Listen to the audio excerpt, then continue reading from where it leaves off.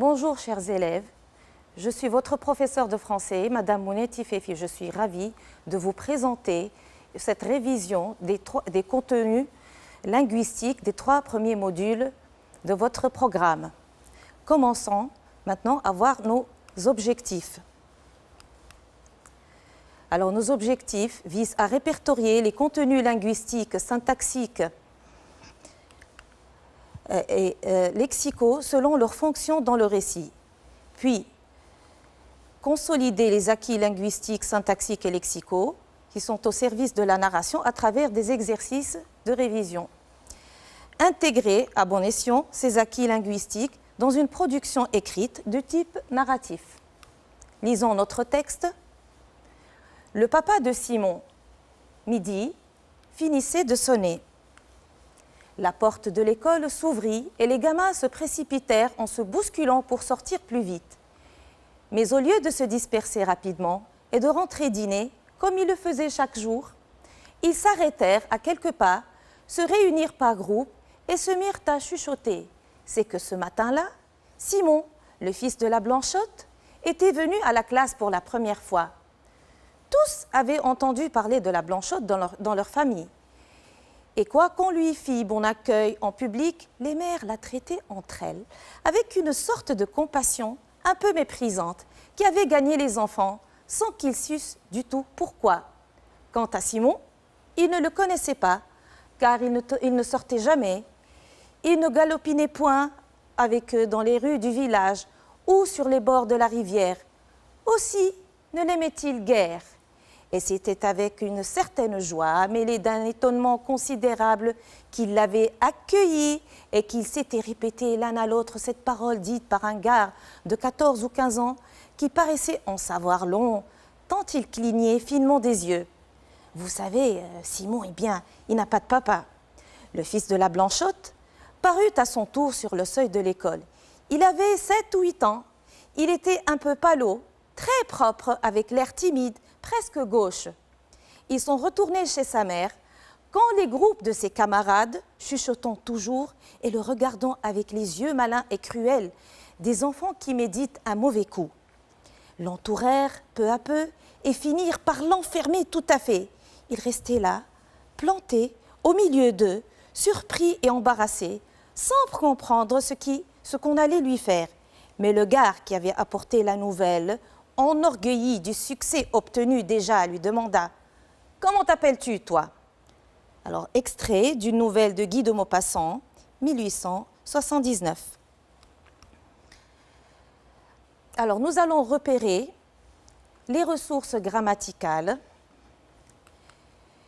Alors, nous commencerons par les temps du récit, le passé simple étant par excellence le temps du récit. Alors, nous avons relevé les verbes dans ce récit et nous avons, d'une autre part, indiqué leur valeur. La porte s'ouvrit, les gamins se précipitèrent, s'arrêtèrent, se réunirent, se mirent. Alors, la valeur, c'est une succession d'actions brèves, achevées, instantanées. Parut, donc, ce verbe-là introduit une description, c'est une action instantanée.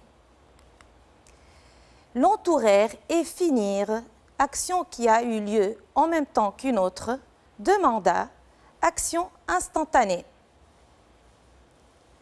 Voyons maintenant l'imparfait qui est un autre temps, qui apparaît dans notre texte. Midi finissait. La valeur ici, c'est l'action durable. Comme il le faisait chaque jour. La valeur, c'est l'habitude, et ce qui me permet de le dire, c'est l'indication temporelle chaque jour. Les mères la traitaient, donc c'est l'habitude. Ils ne connaissaient pas, c'est une action durable et qui continue, ils ne le connaissent toujours pas, jusqu'à ce qu'ils viennent à l'école. Ils ne sortaient jamais, ils ne galopinaient point, donc ceci indique une habitude.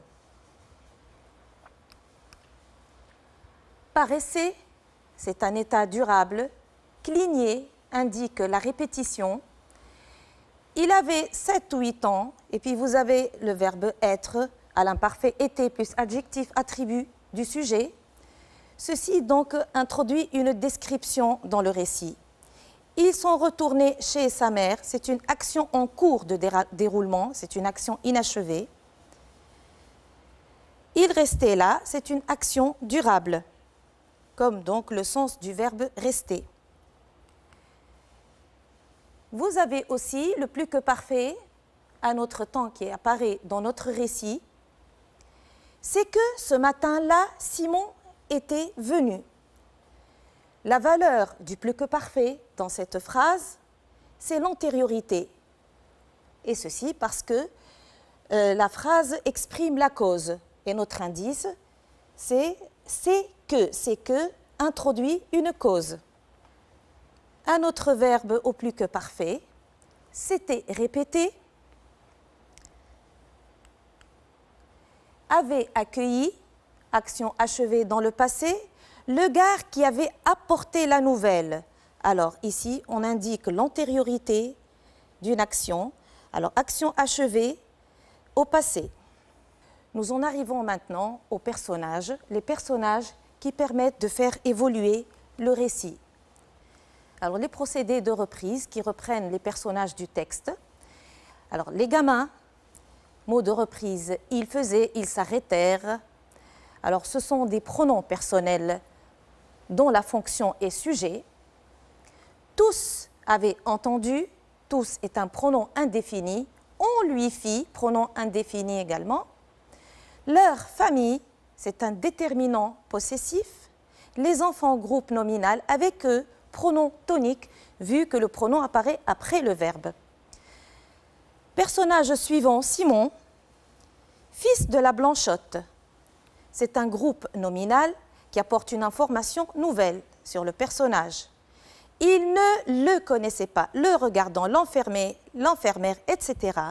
Ce sont des pronoms personnels dont la fonction est COD. Il ne sortait jamais, donc bien entendu, nous avons déjà vu le pronom sujet. Ce qu'on allait lui faire, pronom COI, lui demanda également, pronom COI. Son tour, ses camarades, pronom possessif. La Blanchotte, on lui fit bon accueil, pronom COI. Les mères la traitaient, pronom COD. Les mères, maintenant un autre personnage, entre elles, pronom tonique. Les gars de 14 ou 15 ans qui paraissaient, alors qui est un pronom relatif, il clignait, pronom sujet, pronom personnel sujet. Donc, cette parole, en savoir long, cette parole n'est pas un personnage, mais c'est un nom que nous avons repris par un pronom personnel en, ce qui est un pronom COI. Ceci est la reprise d'un COI inséré par la préposition de, suivi par un nom non humain.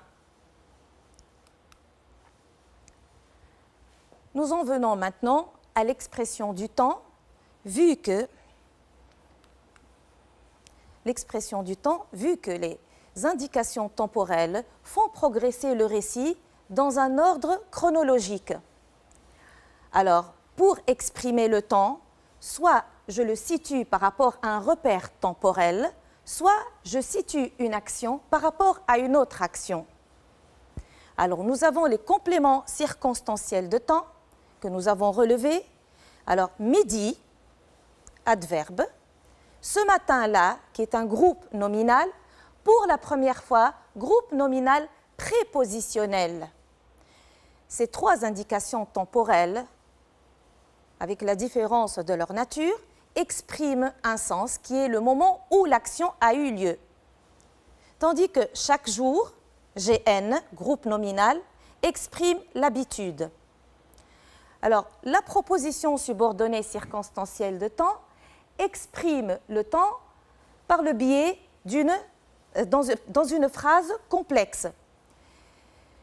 Alors, on exprime ici, on va situer l'action par rapport à une autre action et non plus par rapport à un repère temporel.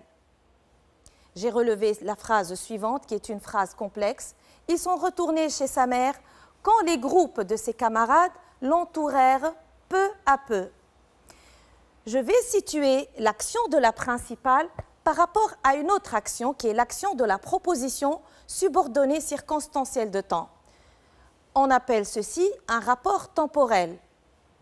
Je vais voir si l'action de la principale a lieu avant, après ou en même temps que l'action de la subordonnée. Alors dans cette phrase, l'action de la principale a lieu en même temps que l'action de la subordonnée. On appelle ce rapport temporel la simultanéité. Alors par la même occasion, j'ai pu relever des homophones. Alors l'indication temporelle « quand » est un homophone d'un autre mot « quand » qui s'écrit autrement. J'ai relevé les deux phrases où ces deux homophones apparaissent. Ils sont retournés chez sa mère quand les groupes de camarades l'entourèrent peu à peu. Quand ici est une conjonction de subordination qui exprime le temps. Dans la phrase suivante, quant à Simon, il ne le connaissait pas. Quant à, je lui ajoute donc à, cela constitue une locution prépositive plus un nom. Le sens est concernant si je veux parler de. Nous attaquons maintenant notre deuxième phase, qui est celle de la révision et de la consolidation de vos acquis. Alors, je vous ai proposé une série d'exercices. Alors, commençons par la grammaire et l'expression du temps. Complétez les phrases avec l'outil qui exprime le temps qui convient. Le petit Simon rentra chez sa mère. L'école. Les élèves étaient en classe. Sortir à midi. La récréation. Les enfants dérangèrent Simon.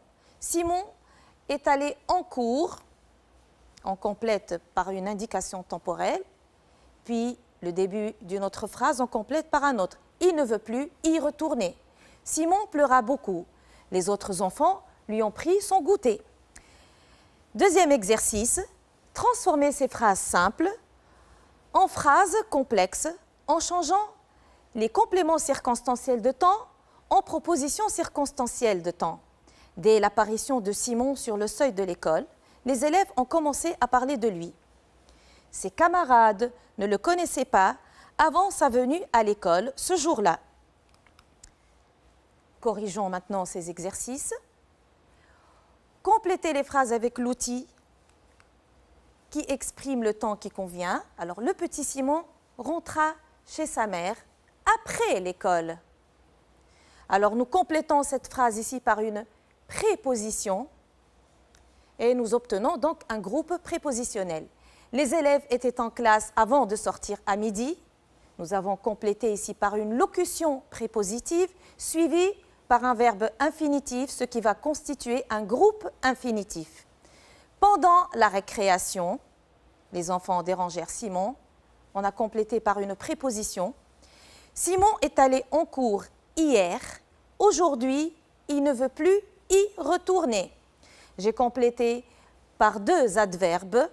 Il est à noter aussi cette correspondance entre l'indication temporelle et la conjugaison des verbes. Hier correspond au passé composé employé dans la phrase et aujourd'hui correspond au verbe conjugué au présent de l'indicatif dans la phrase. Simon pleura beaucoup quand les autres enfants lui ont pris son goûter. Alors ici, nous avons exprimé le temps dans une phrase complexe et nous avons utilisé donc un subordonnant de temps, une conjonction de subordination. Deuxième exercice. Alors l'exercice de transformation. Alors, dès l'apparition de Simon va être transformé en « dès que Simon est apparu », je vais transformer « dès que » en « dès que ». Le nom qui suit « dès » sera transformé en verbe conjugué. Alors, dès que Simon est apparu sur le seuil de l'école, les élèves ont commencé à parler de lui. Alors, précisons donc par la même occasion le rapport temporel entre les deux propositions de la phrase. La proposition principale et les élèves ont commencé à parler de lui. Alors, la principale a-t-elle lieu avant, en même temps ou après l'action de la proposition subordonnée circonstancielle de temps écrite en vers? Alors, la principale, l'action de la principale a lieu après l'action de la subordonnée. Et le rapport temporel, c'est la postériorité. Cela dit, avec dès que, c'est une postériorité où l'intervalle temporel est réduit. Phrase suivante, ses camarades ne le connaissent pas. Avant sa venue en classe, cela devient avant qu'il ne vienne en classe. Avant de plus infinitif devient avant que plus subjonctif. Après avant que, on utilise toujours le subjonctif. Alors le rapport temporel, relevant d'abord la principale, ses camarades ne le connaissent pas. Cette action a-t-elle lieu avant, après ou en même temps que l'action de la proposition subordonnée circonstancielle de temps? Eh bien évidemment, elle a lieu avant l'action de la proposition subordonnée. On appelle ce rapport temporel l'antériorité. Retenons, l'indication de temps exprime une action située à un moment précis, la durée de l'action ou une action répétée, une habitude, voire une habitude. Le deuxième point que nous avons vu, c'est la nature du cessez de temps. Alors, cela peut être un groupe nominal ou un groupe nominal prépositionnel, un adverbe, un gérondif en plus participe présent du verbe ou un groupe infinitif constitué d'une préposition suivie par un verbe à l'infinitif. Le troisième point, c'est qu'on peut situer l'action non plus, et on a déjà dit ça, non plus par rapport à un repère temporel, mais on va situer l'action par rapport à une autre action grâce à une proposition subordonnée circonstancielle. Et nous avons décelé 3 rapports temporels entre les 2 actions. Alors vous avez l'antériorité, l'action de la principale a lieu avant l'action de la subordonnée. La simultanéité, les 2 actions, celle de la principale et celle de la subordonnée, ont lieu en même temps. La postériorité, l'action de la principale a lieu après l'action de la proposition subordonnée circonstancielle de temps. Alors, orthographe, qui découle un petit peu de la première activité. Quand et quand. Entourer la forme correcte du mot qui convient à la phrase. Tous les enfants ont un papa. Quand au fils de la Blanchotte, il n'en a pas. Ici, j'ai proposé plusieurs possibilités et à vous de choisir la meilleure. Enfin, celle qui convient le mieux. Les enfants ont lâché Simon quand ils l'ont bien frappé. Simon ne savait pas quand, répondant à tous ses élèves, il allait avoir des ennuis. Deuxième exercice, compléter avec l'homophone qu'il faut. La cloche a-t-elle sonné? Les enfants ont maltraité Simon, pensent les mamans. Au père, le sujet ne les concerne pas. Corrigeons ces exercices. Alors, au lieu d'entourer, donc on a écrit en vert. Tous les enfants ont un papa. Quant au fils de la Blanchotte, il n'en a pas. Quand, ça s'écrit avec un T ici, parce que le sens véhiculé, c'est dans le sens où je veux dire concernant le fils de la Blanchotte. Je vais un petit peu comparer les enfants et le fils de la Blanchotte. Les enfants ont lâché Simon quand ils l'ont bien frappé. Quand, ici, indique le temps et introduit une proposition subordonnée circonstancielle de temps. Simon ne savait pas quand, répondant à tous ses élèves, il allait avoir des ennuis. Ici, la présence du participe présent répondant m'éclaire un petit peu qu'il y a un EN, la préposition en, et bien évidemment, vous allez avoir aussi le subordonnant QU. Complétez avec l'homophone qu'il faut. La cloche a-t-elle sonné? Je vais utiliser quand. Quand la cloche a-t-elle sonné? C'est une phrase interrogative. Donc je vais utiliser un mot d'interrogation et qui n'est autre que quand avec un D. Les enfants ont maltraité Simon. Qu'en pensent les mamans? Quant aux pères, si je veux parler des pères, le sujet ne les concerne pas. Retenons, quand peut être un adverbe de temps, un pronom interrogatif qui exprime le temps ou un subordonnant qui introduit une proposition circonstancielle de temps. Quand, avec un T, est à utiliser impérativement avec A, la préposition A, et les deux constituent une locution prépositive. Quand est un pronom interrogatif ou une conjonction de subordination plus la préposition en.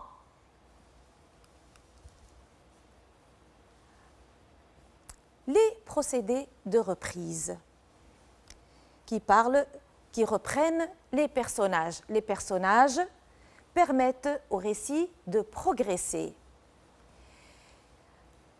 Réécrivez le texte en remplaçant l'élément qui se répète par un mot de reprise.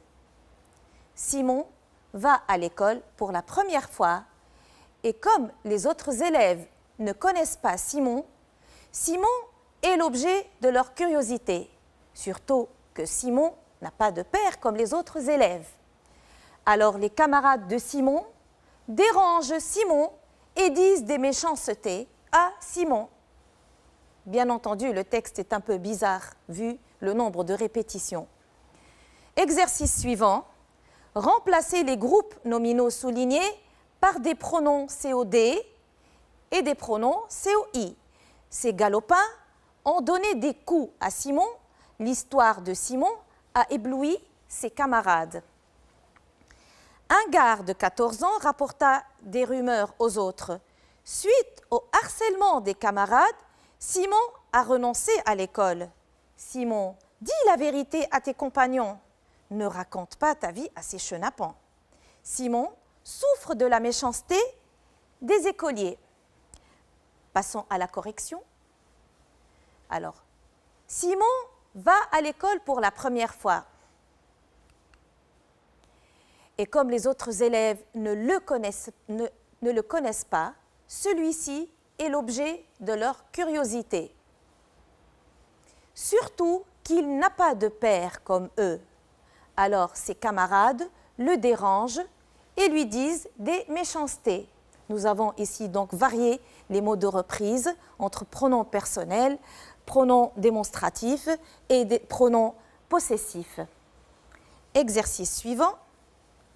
Nous allons maintenant un peu cibler. Parmi les pronoms, nous allons nous concentrer sur les pronoms COD et COI. Ces galopins les lui ont donnés. Alors, non seulement nous avons ici remplacé les noms par des pronoms, mais nous remarquons aussi que la place des COD et des COI a changé. Si c'était un COD ou un COI nominal, il serait placé après le verbe, mais comme vous remarquez ici, le COD et le COI pronominaux, on les place avant le verbe. Mais il y a aussi une autre remarque. Si nous avons à la fois les deux pronoms personnels COD et COI, comment on va les placer l'un par rapport à l'autre? Alors, ces galopins les lui ont donnés, bien évidemment, les deux pronoms sont placés avant le verbe. Quel est celui que je place avant l'autre? Je place donc le pronom COD avant le pronom COI, vu que selon la règle, si les deux pronoms sont à la troisième personne, on place le COD avant le COI. Vous avez sans doute aussi remarqué un S qui apparaît et qui n'existait pas dans l'exercice où il y avait les COD et les COI nominaux. Alors ici, c'est dû à l'accord du participe passé, le verbe est au passé composé, ce S s'accorde avec le COD placé avant le verbe. Phrase suivante. L'histoire de Simon les a éblouis. Alors, on a remplacé les élèves ou les enfants par le pronom COD, les. Un gars de 14 ans les leur rapporta. Encore une fois, nous avons le verbe est doublement transitif. Donc, nous avons un pronom COD et un pronom COI. Suite au harcèlement des camarades, Simon y a renoncé. I remplace à l'école. C'est un pronom COI. Ce pronom-là est la reprise d'un groupe, est la reprise du COI introduit par la préposition à, suivi par un nom non humain. Simon, dis-la leur. Tout à l'heure, j'ai dit que les pronoms COD et COI, je devais les placer avant le verbe. Mais ici, je les vois placés après le verbe. Pourquoi? Eh bien, c'est en rapport avec le type de la phrase. C'est une phrase impérative, affirmative. Dans une phrase impérative affirmative, on place les pronoms COD, COI après le verbe et on les appelle pronoms toniques. Ici, nous en avons deux, donc dis-la leur. Phrase suivante, ne la leur raconte pas. Les pronoms COD et COI ici sont placés avant le verbe. Et pourtant, la phrase est une phrase impérative. C'est que la phrase est une phrase impérative négative. Selon la règle, dans une phrase impérative négative, les pronoms COD et COI reprennent leur place avant le verbe. Simon en souffre. Il souffre de la méchanceté des enfants. En est un pronom COI qui reprend donc un COI inséré par la préposition de, suivi par un nom non humain. Retenons, les procédés de reprise font progresser le récit et permettent d'éviter la répétition. Nous avons donc des reprises nominales et des reprises pronominales. Les reprises nominales peuvent être un nom commun, un synonyme, un groupe nominal, une périphrase. La périphrase, par exemple, si je dis, au lieu de dire un miroir, je dis le conseiller de ces dames. L'ami de l'homme, pour parler du chien ou du cheval. Alors, ces reprises nominales peuvent donner une information nouvelle sur le personnage.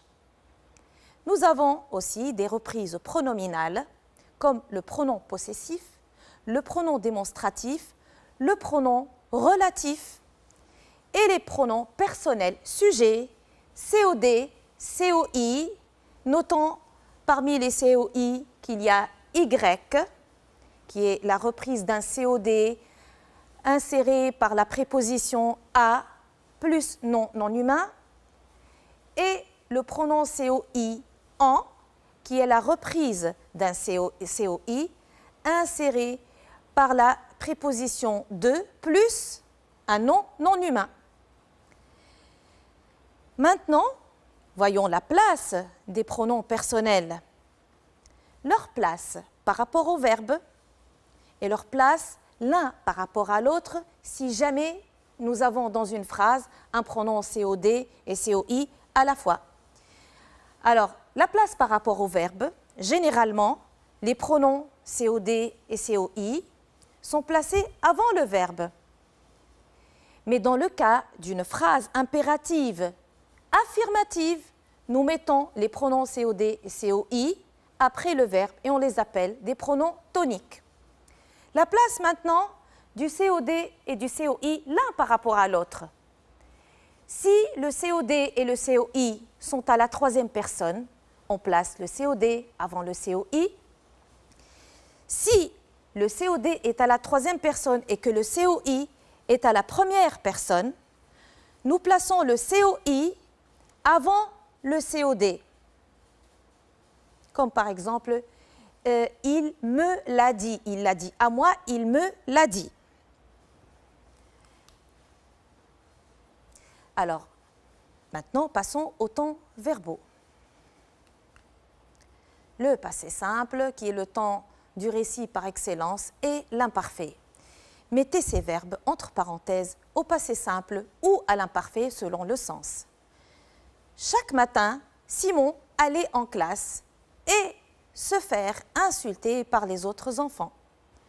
Le jour où Simon, verbe aller à l'école, les enfants, le verbe voir pour la première fois. Le fils de la Blanchotte ne jouait jamais avec ses camarades. Le petit garçon rentrait chez lui quand les chenapans l'attaquaient. Si Simon savoir se défendre, on aurait peur de lui. Simon semblait plus jeune que son âge. Dès que le petit gamin entrait, tout le monde le remarquait. Alors, l'exercice suivant, nous met face au choix entre l'imparfait et le plus que parfait. Mettez ces verbes au temps qui convient selon le sens imparfait ou plus que parfait. Simon ne savoir que répondre à ses camarades qui lui posaient une question délicate. Si les mamans éduquaient leurs fils, ils seraient moins méchants et impolis. Si la Blanchotte se rendre à l'école à midi, elle aurait protégé son fils contre ces voyous. Les élèves quittèrent la classe après que le cours s'achevait. Corrigeons. Le passé simple et l'imparfait, donc. Chaque matin, Simon allait en classe et se faisait insulter par les autres enfants. Nous avons utilisé l'imparfait parce que c'est une habitude. Chaque matin me pousse à utiliser l'imparfait parce que cette indication temporelle exprime l'habitude. Le jour où Simon alla à l'école, les enfants le virent pour la première fois. Donc c'est une action instantanée qui a lieu pour la première fois. Elle est achevée. Une fois qu'ils l'ont vue, on ne peut plus retourner en arrière. Ils l'ont vue, c'est une action achevée. Donc on a utilisé le passé simple. Le fils de la Blanchotte ne jouait jamais avec ses camarades. Ici, c'est l'imparfait de l'habitude. Jamais est un adverbe qui exprime l'habitude. Le petit garçon rentrait chez lui quand les chenapans l'attaquèrent. Alors, vous avez ici, voyons, vous avez à la fois le passé simple et l'imparfait. Le petit garçon rentrait chez lui quand les chenapans l'attaquèrent. Alors, l'action indiquée par l'imparfait est une action durable, inachevée, sur laquelle une autre action instantanée est venue se greffer pour donc se confondre et avoir lieu en même temps. Donc, nous avons d'une part une action durable et une action instantanée. Si Simon savait se défendre, on aurait peur de lui. Alors, nous avons ici l'adverbe d'hypothèse « si ». Et un peu plus loin, un verbe au conditionnel présent, ce qui exprime l'hypothèse. Alors, on imagine que Simon sait se défendre. Alors, si on a « si » et le conditionnel présent, c'est que je dois utiliser l'imparfait. Simon semblait plus jeune que son âge.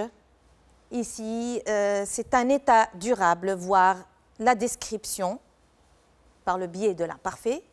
Alors, dès que le petit gamin entra, tout le monde le remarqua. Alors, encore une fois, des actions instantanées, achevées, brèves, des actions brèves. L'imparfait est le plus que parfait. Simon ne savait que répondre à ses camarades qui lui avaient posé une question délicate. On utilise ici l'imparfait, c'est une action inachevée, durable, d'ailleurs il ne sait toujours pas que leur répondre, qui lui avait posé une question délicate. Donc avant qu'il ne sache ou qu'il ne sache pas répondre, ils doivent lui avoir posé une question. Donc ici, le plus que parfait exprime l'antériorité. Si les mamans éduquaient leurs fils, il serait moins méchant et impoli. Alors, si, adverbe d'hypothèse, vous avez un peu plus loin le conditionnel présent, donc je dois employer l'imparfait pour exprimer ici, pour exprimer l'hypothèse. Si la Blanchotte s'était rendue à l'école à midi, elle aurait protégé son fils contre ses voyous. Nous avons ici l'adverbe si de l'hypothèse, un peu plus loin, le conditionnel passé. Donc, selon la règle, je dois utiliser le plus que parfait pour exprimer l'irréel du passé. C'est une action sur laquelle je ne pourrai jamais retourner, ni revenir, ni la corriger. Si la Blanchotte s'était rendue à l'école à midi, elle aurait protégé son fils contre ses voyous. Dernière phrase, les élèves quittèrent la classe après que le cours s'était achevé. Alors, encore une fois, ici, le plus que parfait exprime l'antériorité de cette action par rapport à l'autre action. Retenons alors les valeurs temporelles de ces temps-là. Le passé simple exprime une action ponctuelle achevée dans le passé, une succession d'actions achevées dans un ordre chronologique, des actions brèves. L'imparfait, quant à lui, exprime des actions inachevées et qui sont en cours de déroulement, des actions répétées, une habitude, des actions durables au passé ou un état durable. Et ce qui touche aussi à la description, ici, c'est la valeur de la description. Alors, l'irréel du présent est l'hypothèse, si plus imparfait, et après nous allons avoir un verbe au conditionnel présent. Le plus que parfait exprime l'antériorité d'une action achevée, accomplie par rapport à une autre au passé, et il exprime aussi l'irréel dans le passé, employé après si, et voici la formule, si plus que parfait, ça me donne après un verbe au conditionnel passé. Alors la valeur, c'est l'irréel du passé. L'intégration des acquis linguistiques dans l'écrit. Nous allons utiliser toutes ces ressources grammaticales que nous avons déjà vues. Je vous propose l'exercice suivant, alors qui est un exercice de production. Simon, fils de la Blanchotte, une pauvre femme, n'avait pas de père. Alors le jour où il alla à l'école, pour la première fois, ses camarades l'enfermèrent dans un cercle et voulurent lui faire du mal. Imaginez et racontez la suite de cette histoire en rédigeant votre récit au passé. Vous emploierez le passé simple, l'imparfait, le plus que parfait, les procédés de reprise et les indicateurs de temps variés. Voici la production que je vous propose. Simon, répondit le petit garçon. À ce moment, les garnements resserrèrent le cercle autour de lui et crièrent son nom en se moquant de lui. Effaré, le petit Simon leur hurlait d'arrêter, mais il criait de plus belle. Alors, en colère, il prit une poignée de terre et la jeta au visage du gars qui lui avait demandé son nom. Ce dernier se jeta aussitôt sur lui, le mit à terre et le roua de coups. Le pauvre petit se débattait et essayait d'échapper à l'emprise du garçon plus grand que lui, mais en vain. Soudain, on entendit un son strident. C'était le directeur de l'école qui arriva avec son sifflet quand il avait entendu du bruit et était surpris de se retrouver devant une bagarre violente. Il appela à l'instant 2 surveillants pour séparer les 2 élèves et les mit en retenue. Quant aux autres, ils se dispersèrent et bientôt, la cour de l'école était vide. Alors, dans cet exercice de production, nous avons exploité et intégré toutes les ressources linguistiques et lexicales que nous avons déjà vues. Alors, nous avons utilisé les temps verbaux, notamment et surtout le passé simple qui fait progresser le récit avec une succession d'actions. Nous avons aussi utilisé les mots de reprise pour éviter la répétition quant aux personnages, les homophones quand, et nous avons utilisé aussi des indications temporelles qui font évoluer le récit selon un ordre chronologique. Donc voici notre révision achevée. Je vous remercie pour votre écoute et je remercie mon inspecteur, monsieur Slimi Semi, pour son encadrement pédagogique et je vous souhaite bonne chance.